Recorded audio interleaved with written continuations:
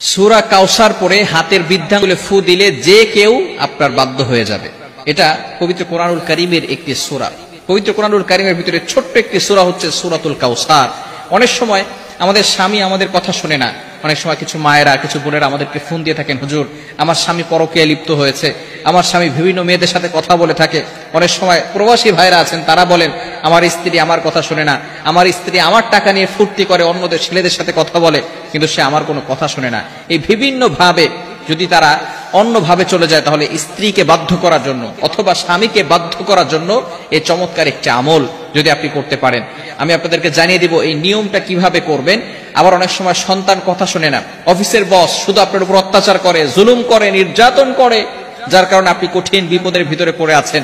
যদি আপনি এই আমলটা করতে পারেন, অবশ্যই আল্লাহ তাআলার পক্ষ থেকে সুন্দর একটা ফলাফল আসবে। 21 দিন এই আমলটা করবেন।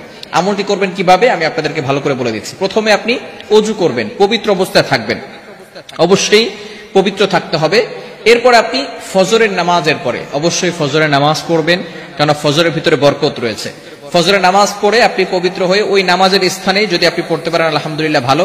আর যদি সেখান থেকে উঠে অন্য কোনো কাজ করেন, তারপরে ওযু অবস্থায় যদি সেখানে বসেন কোনো সমস্যা নাই, পড়তে পারবেন। আপনি প্রথমে ওযু করবেন, ওযু অবস্থায় সেখানে বসবেন। বসার পরে একবার সূরা ফাতিহা পড়বেন, এরপরে 4 কুল পড়বেন, কুল ইয়া আইয়ুহাল কাফিরুন, কুল হুয়াল্লাহু আহাদ, কুল আউযু বিরাব্বিল ফালাক, কুল আউযু বিরাব্বিন নাস। এটা পড়ে আপনার বুকে ফু দিবেন এবং পুরো শরীরকে মাসাজ করে দিবেন, আপনার শরীর বন্ধ হয়ে যাবে। এরপরে আপনি 3 বার দুরূদ শরীফ পড়বেন। আমরা নামাজের ভিতরে যে দুরূদ শরীফ পড়ি, এই দুরূদ শরীফ 3 বার পড়তে হবে।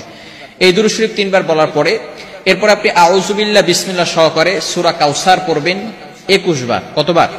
সূরা কাউসার 21 বার পড়তে হবে আউযু বিল্লাহ বিসমিল্লাহ সহকারে। 21 বার পড়ার পরে আপনার এই বৃদ্ধাঙ্গুলটা এই যেখানে আমরা করগুনি 1 2 3 একের জায়গায় রেখে এরপর আপনি এটাকে মুষ্টিবদ্ধ করবেন।